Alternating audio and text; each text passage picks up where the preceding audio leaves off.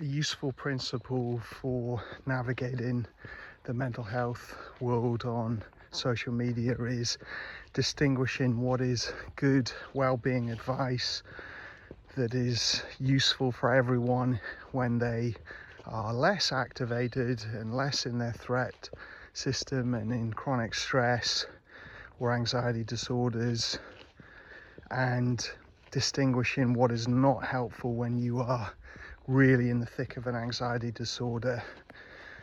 So one simple way of thinking about anxiety disorders is when the threat system turns in on itself and we are layering up being anxious about anxiety or other emotional reactions to anxiety, being resentful or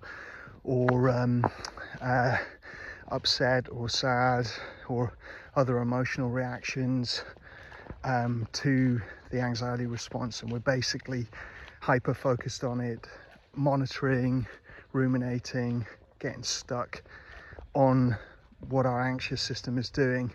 And at that point, a lot of the good advice is not so helpful, because the function of things like breathing protocols and dietary changes and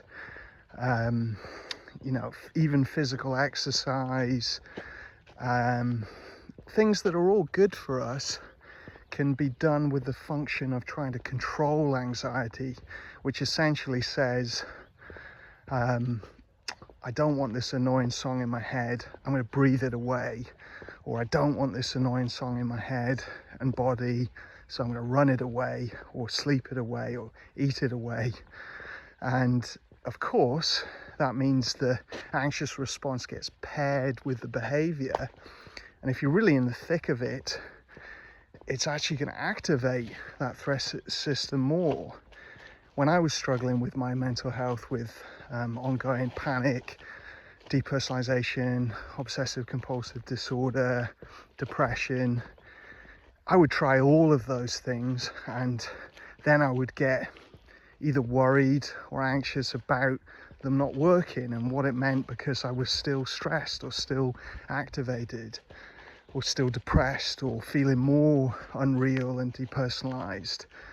And some of them would be somewhat helpful at times when I was less activated, like exercise does always tend to be somewhat helpful. But things like breathing, I would link that up with OCD and get fixated on my breath and the feeling of air hunger and monitoring that somatic sensation. Same with my heartbeat related to that, and so the breath would become this thing that actually made me more activated, more anxious. And this can happen with any of these tools if we use them as the function of trying to control the stress response in the body, the anxious response in the body. So the key is knowing when to do these things and the function of them. There's nothing wrong with taking care of yourself. It's obviously good to exercise, sleep, eat well, have good social connections, breathe properly. All of these things and many other interventions people do, supplements and other sorts of things, they can all be useful in health and well-being. But if we're doing them with the agenda of controlling anxiety, anxious thoughts, anxious feelings, then they can be paradoxical. They can become part of the problem.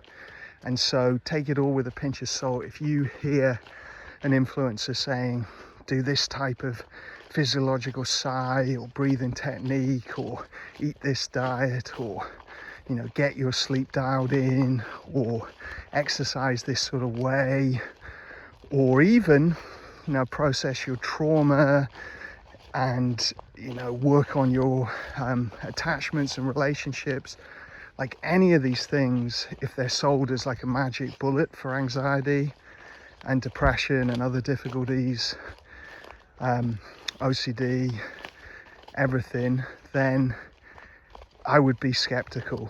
They can be supports, they can help your well-being, can maybe move the needle 2%, 5% at most, but they're not going to be the antidotes they're sometimes portrayed as.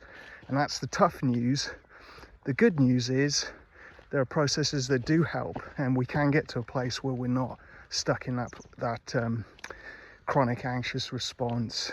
But they tend to come out of changing behavior, acceptance skills, connecting to values, being self-compassionate, doing exposure work, a combination of things. So yeah, take them with a pinch of salt, do them, but do them with the agenda of taking care of myself and living the value of health rather than trying to control my symptoms.